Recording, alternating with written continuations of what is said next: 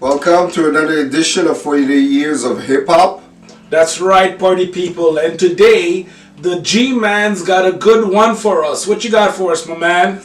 Yes, we back on the track with episode number 3, Diamond D and the Psychotic Neurotics. Ooh, yeah. 1992 from their classic album Stunt Blunts and Hip Hop. That's for our album reviews in the future. Classic material, you gotta learn. And we're gonna review today the song Freestyle, Yo, That's That Shit. This is a lesson of history today.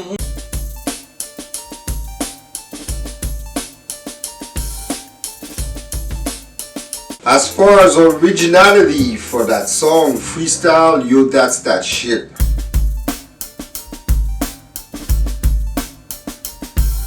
Just by the title of the song. The song's called Freestyle. In brackets, Yo, That's That Shit. So, back then, a song, sometimes just by looking at the lyrics, you were eager to hear the song, you know? So nowadays, sometimes the title of the song don't ring or don't it doesn't mean anything. But before, way back when, we knew the track title was going to come out or the single was released, but you never heard it. And just by the title, you were eager. Yeah. And that's cool for originality. And then it's a concept of a freestyle for the song. It's ill. It's original. Talking about anything, about everything. And Diamond D, one of the founding members of the D.I.T.C. That's right. The Queen's crew, for those that don't know. These were a crew of New York, mostly from the Bronx, but they were all based in New York, and it was strictly hip-hop, strictly raw, the pure essence of hip-hop. This is for all the purists. For the purists that you are indeed. Like myself, we know who we are, you know? It's like we're a legion, you know? And for that reason, 4.5. Oh, okay. So to me, as I was reviewing the song, and again, the same questions always come up. Is this song original? And if so, how is it original than the other ones? And why? And again, that made me kind of like dive deep into a whole bunch of things. But the main thing was, there's a difference between a dope track and an original track. Yeah. You see, from my point of view, you could be dope without necessarily being original. Yes. And just because you're original doesn't mean you're dope. Don't mean that you're dope. Okay, so from my point of view, I did not really think that Diamond D brought anything new or anything original. What he did is took whatever was around and brought it to the next level. So to me, it is a dope song, yes. For originality, I will give it a 3.5. Be ready, my friends. We still have 4 other categories to judge on. We will talk some more. So now let's go to delivery, lyrics, and flow. That's right.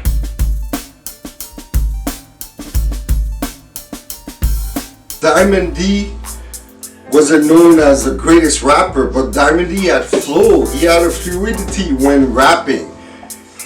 Simple words, everything just fit perfectly. Everything was on par. Amazing lyrics and reference overall in a fun session of rhyming. This defines what hip hop was still fun. Yeah. The concept, this was a B-side to the Best Kept Secret, the main single, the main song of the album, and it was a B-side. Back then, every single had a B-side just to fill it up, and the B-side. Well, we're talking about we were like in the days of the vinyl. Yes, of the vinyls, you know, and yours had a B-side, and that was it. It wasn't supposed to break, and it became a hip hop between the heads, you know. I think more than that. I think this song became a classic. Classic. It outshined the other songs. Yeah. And it was easily listenable. It was an easy listening and he's an underestimated MC. As a hip hop quotable for that, Damn I can't wait to make my next LP, exhume new lyrics, become more wealthy. I'll never play myself cause I don't play games. Know a lot of feats but I say no names, you know? It was simple but he said it worked. Away. It totally worked and he was fluid. Yeah. All his songs were fluid, and for that reason I give it a 4.5. 4.5.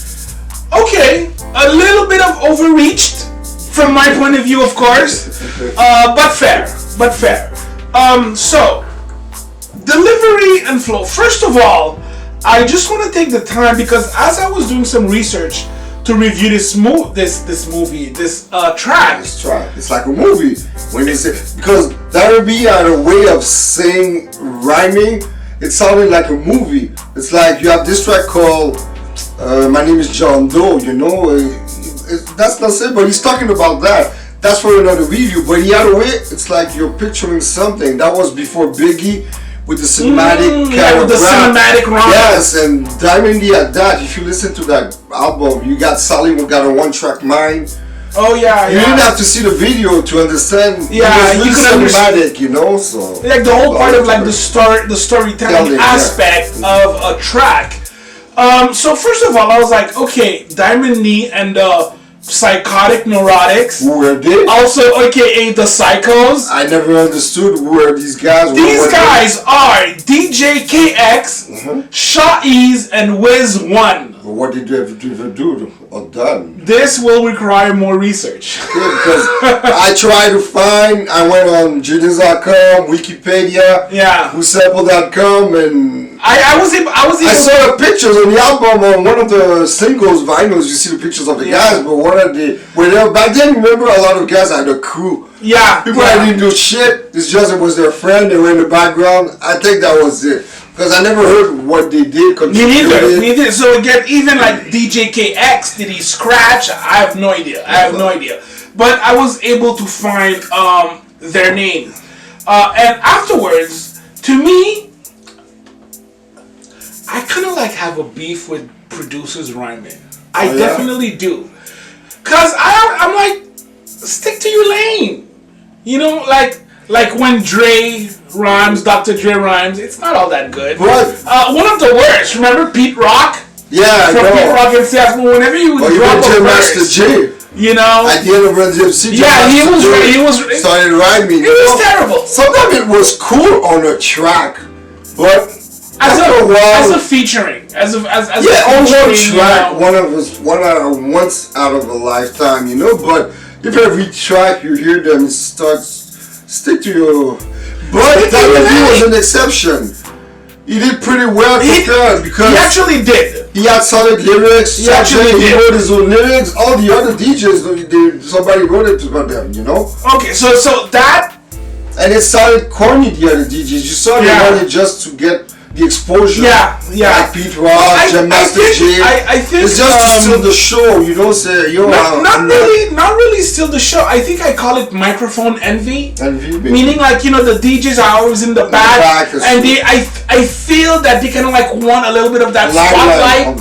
You know, so that's why they come and spit like a verse or two, even though it doesn't sound all that great all the time. But D.I.T.C did the exception. He started as a rapper too. He started as a rhymer, and then he started producing his own stuff. Compared to the others, you know, they started as a DJ, and then you know, like Kanye West started as a producer, and then don't get me started with Mr. Yeezy. Your friend Kanye. I used to love Kanye. So again, delivery, lyrics, flow, simple but effective. To me, I find what is the really punch in that song is the chorus. So 90s, you know, like a bit like, that's that shit, and you know, like people respond to get people. I think that's where the Psychotic Neurotics, they were the one responding. I hope, you know. No, but that was again like typical from the 90s. The whole like, you know, get your crew to participate, you know. So to me, I will give him points for that. Even if he's not the most polished rapper, he deserves his prop. You know, I do have a little quotable. And again, to me, the reason why I chose this because it's just meshed really well with the song. Dedicated to rap, so don't compare me to another brother, cause I'm that type that'll smother a whack MC, DJ or another. So the reason why I chose this, it's because the rhyme scheme is pretty intricate. The cadence, because it's like dedicated to real rap, so don't compare me to another. And so right now he rhymes it with another syllable, brother, cause I'm the type that will smother. And you think usually in like normal like four, a 4-bar rhyme it would end here, but no, that's not a whack MC, DJ or any other. So to me, I felt like that was like really interesting. It's not just like writing and making the last word rhyme. That's why, so like a lot of rappers did, sometimes make no sense just to find a word that rhymes. And so again, I had to give him props for that. So for that reason, I give my man Diamond D a 3.5. That's not good. Me 4.5. We have 1 point. We have 1 point. Okay. Also, courtesy of Genius.com. You know what? We always get our information on for the lyrics, so the quotables. Production beat.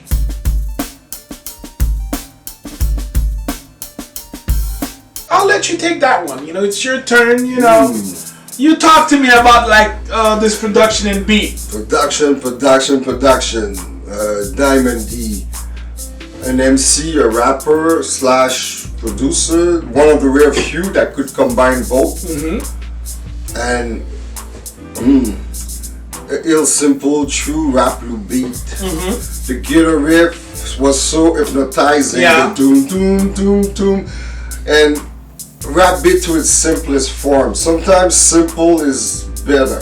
Not only that, but I feel sometimes simple is difficult to do. Something that is simple but works could be a little difficult to do. It's like in cooking. I was a chef for part of my life too, cooking, and sometimes the best dishes that I cooked up, people were like, "Wow, that's great. How'd you do it?" I'm like, "Well, this is a simple recipe." Basic stuff. And when you have the skill, the basic of the art form, the craft, it's the best. Sometimes you go do something complicated, many ingredients, and it comes out as a flaw, but sometimes just 3 ingredients and it's simple, and the beat was like this, like 2, 3, 4 ingredients. And talking about Diamond D, he's a super producer with a straight up New York sound. One of the first non-production credit for him was Raheem in '88. Remember Raheem? We did a review on him. Dance Floor Raheem. Dance Floor Raheem, the guy from Houston, Texas. Yeah, Texas, the LQJ clone, and he was one of the first that gave Diamond D's break, in '88. And then he went to produce for many legends such as BZB, Lord Finesse, Showbiz, and AG. Well, but Showbiz and AG, Lord Finesse, they're from the D.I.T.C. And you got Fat Joe too, that was part of the D.I.T.C. And then you had Apache. I remember him. Against the Bitch. Against the Bitch. Yeah, and then Cypress Hill, Illegal, KRS-One, The Alcoholics, Sean Price, The Fugees. Many more. But he was true. Like, this guy was like true hip hop. East Coast, boom bap hip hop. And also that song, it wasn't only Diamond D. Guess who helped him on that song? The one that discovered Nas, Large Professor. Oh, actually, he was he produced the songs with Diamond D. That song. Wait, allow me to retort, my dear friend, because from my research, Nas was actually discovered by MC Serch. I know, but Large Professor put him on. Large Pro put him on a verse live at the barbecue. I know, give him a break. But Large Professor was the one that really discovered the potential of Nas. MC Serch, how would you direct Nas? It was a young Nas, and Large Professor. He's the one that produced 3 out of the 10 songs of the Illmatic album. Yeah. He had 3 songs, That's another story. Yeah. But he had 3 songs on it. And even Nas wanted to give him the credit as an executive producer on that album, and he refused. Oh, I didn't know that. He was we're not even trying to talk about Nas. That's for another time. But Nas Professor started producing it for his group Main Source in '89.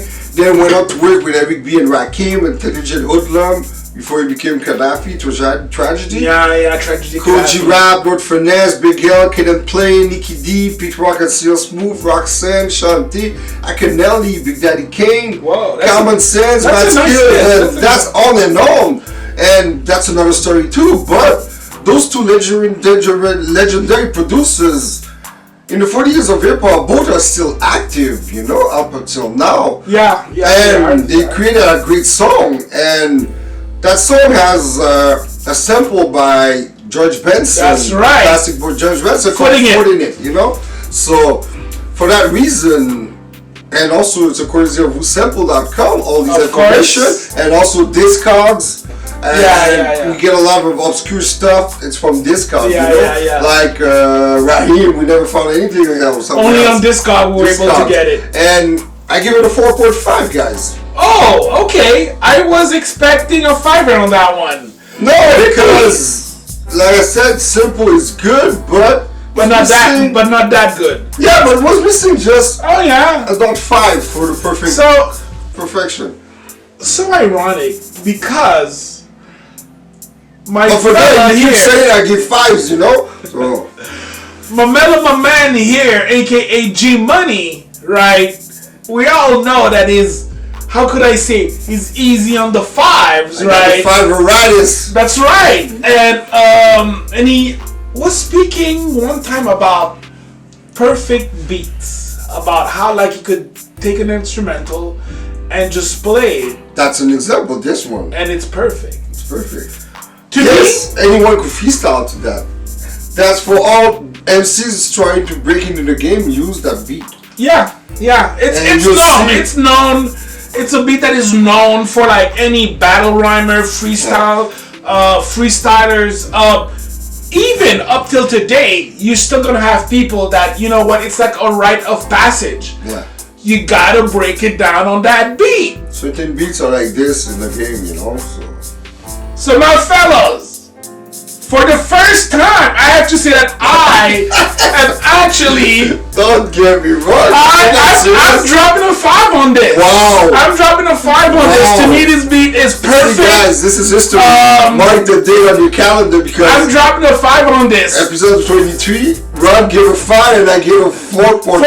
So there's like a 0.5, but... Sorry, Diamond D, I didn't give you a 5, but...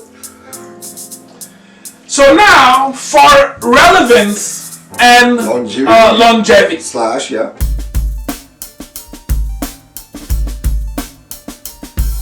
So is this track still relevant? Did this track stand the test of times? So I will tell you, like, I feel that, first of all, Diamond D never got the public recognition that he deserved. Meaning, if you're not part of hip-hop culture, if it's not something that you follow, you probably might never hear of Diamond D. No. Okay? You didn't get radio play. He didn't get any radio play. Only underground stations or hip-hop stations. That's right. Depending on the, you know. So for this reason, I find that it is a classic record. Okay, it is a classic record. But I think that this one falls, again, a classic record for us. And I'm talking about the whole track with the vocals. The instrumental is a little different though. That's why like I was really like, I didn't really know where to go because the instrumental is I find like the instrumental is way more impactful. Yeah. Any DJ should have that record. Exactly. So for that reason, even the fake DJs that don't DJ with vinyl should. Digital DJs. I call them fake DJs. So again, so for relevance and longevity, I will give this track a 3. Okay. Me, it started as a B-side of a single, Best Kept Secret, and he maintained himself on his own. That's a point for relevance. First major point. Okay. And then It was sampled in 5 songs over the year. Not just in 90s, in the spot in the 90s and 2000s, you know. In 95, Africa Bambaataa, the great, sampled it. You know, sampled him in the songs in 95. It was an African band. It was a group called Next Diffusion featuring Africa Bambaataa. Okay. But it was still. And in 95, that same group sampled it twice again. They were fans of Diamond D, I think. Next Diffusion, they sampled them twice? Yes, they're the one that had the song with Africa Bambaataa. And then in 2006, guess who copied that concept, De La Soul, in 2006? They called the song was called Freestyle, that shit. And they did the same kind of same way. That was cool. And in 2008, you got that guy, Ugly Duckling. First of all, they're a crew. They're white. It's a white dude. I remember Walk Like a Duck. Yeah, that song. That's the only song I know. Nah, so these guys. It was a crew. They were Walk Like a Duck. I was like, where the hell is this? They kind of like remind me of the White Far Side. Okay. But they're good. They got lyrics. They got. That song never appealed to me. I never. Well, no, because you probably got the song that played on the radio. Yeah, but I don't know how it became a hit. Me neither. Walk like a duck. I walk like a duck. I was like, what is this? I was like, nah. And then in 2011, Jack Frost did his own version of that shit Freestyle too. You know, so that's why for Relevance you got like 3 generations, 3 decades that use the concept of the freestyle and everything. And because them, I named these because they sample the song, but I'll leave that part for Impact, that next part. Right. But I'll say the last thing for Relevance is any real head should know about that song. True that. All the hip hop purists, my brothers, you should know. Or else don't use the word purist. The title of hip hop purist, you know. So I give it a 4.5. All right, that's cool. Now about Powerful Impact.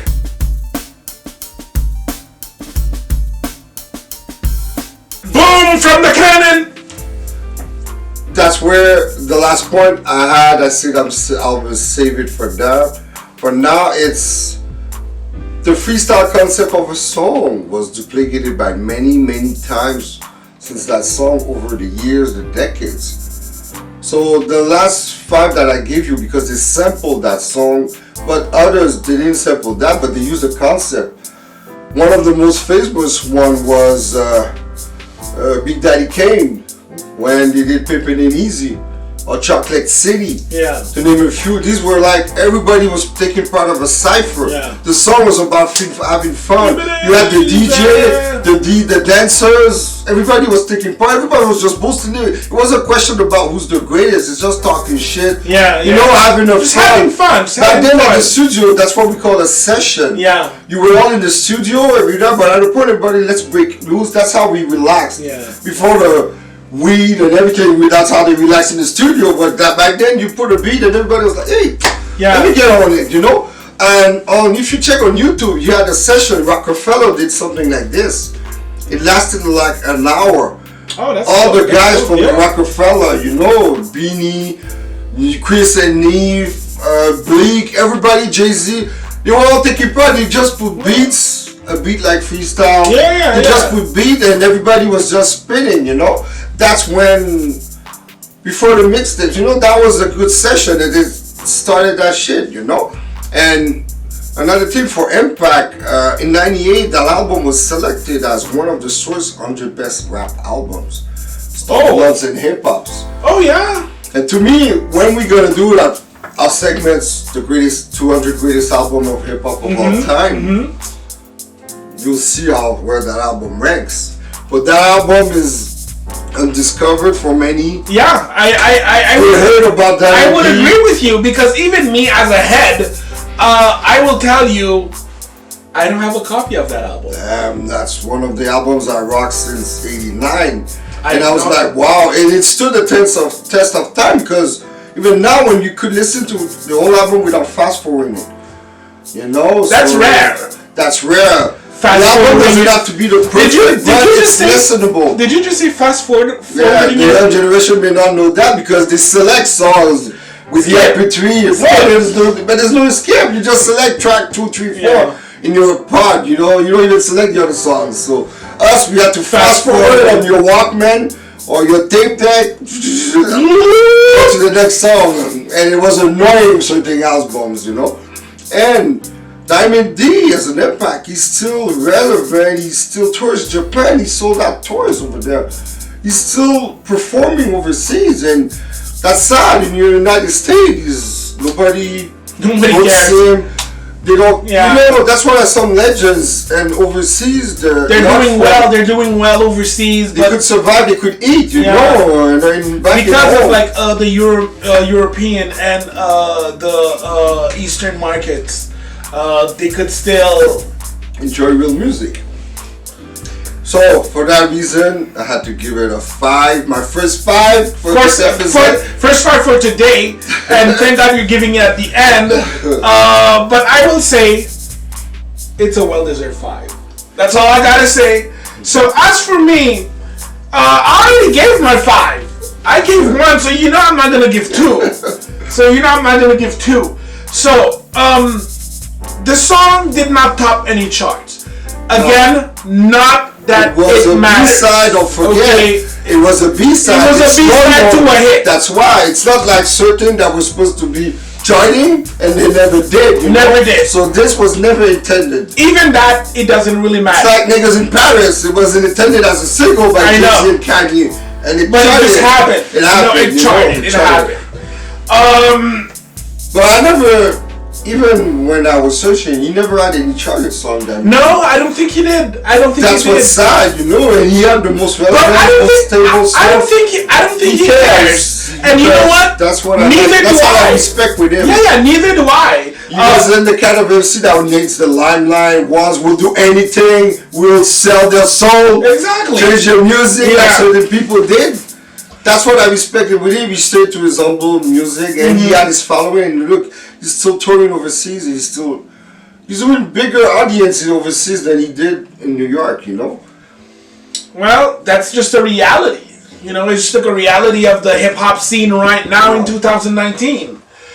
As for me, Impact, like I said, I already gave up a 5. The song did not chart. The song did not chart. However, it's a huge hit in the street. But even then, I'm like, okay, it's a huge hit in the street. How do I quantify that? Is there like any street metric? I don't know. No. I don't know. So for that reason, I love Diamond D. For that reason, I give it a 3.5. Okay. So to sum it up. So to sum it up, at the beginning we started Originality. I gave that 3.5. Me a 4.5. Okay. After that, Delivery, Lyrics, and Flow, another 3.5. 4.5. Production and beat, I had to hit that one up with a 5 on it because it's just like a perfect beat. Used so many times in the freestyle sessions. And again, it's like a rite of passage. You have to freestyle a couple of hot bars on that if you want to go anywhere in hip hop. So for that, I gave it a 5. Like certain people like Drake that did it without the freestyling. Yeah, that's another topic. Oh, we're gonna get to them. We're gonna get to them. Drake. And me, I'm ashamed. Ron gave it a 5, and I had to give it 4.5. Well, it's close enough. On relevance and longevity, you know what? I hit my man with a 3. 4.5. Good. And impact, boom from the cannon. 3.5 was my number. I don't know why you said that. I'm the one that's supposed to say boom with the cannon because I give it a 5. That's impact, people. And it to a certain extent, the song was impactful, but I feel like it was one of those that was like a slow rise. Okay. Like it's like, okay, yeah, did you hear the B-side? Mm-hmm. And from that, it kind of like gathered a life of its own. That's true. And I feel like it's only later because that song, I remember it came out in 92. 92. The first time I heard that song was in 94 at a club. Okay. And I was like, yo, no, me, it's because I had the album, you know, so I listened to the whole album and I was like, yo, this is the best track out of it. And then when I went to get the vinyl, I saw it was a B-side, you know, because I was in New York at that time and I got a bootleg of the album, you know, and that's how I found out. And I was like, wow. Yeah, when I was buying my vinyls, I was trying my gig as DJ, you know, so I got my vinyl. Nice. And for a total, where did you come out? I have a 74% for Rhyme Pays, 18.5 out of 25. Me, sadly, I have only a 23 out of 25. Only! It stands for 92%, and that means that's a legendary status. Alright, my 92%. That's dope. So that's it for today. So guys, party people, don't forget to subscribe, you know, so that you can get an alert whenever we drop some new videos. And click, like, dislike, comments. We're open to feedbacks. And what did you think about Freestyle? That's that shit. Exactly. You know, and what would you like for us to review next? You know, we'd like to get your info on that. And it is official. We spoke about it a few times. It's official. 40 Years of Hip Hop is on Spotify right now, live. Go check it out. Listen to some episodes. Download, share it, tell it to your friends. We're live on Spotify. 40 Years of Hip Hop in the podcast section. That's right. That's true. So enjoy and peace. We out of here. Peace.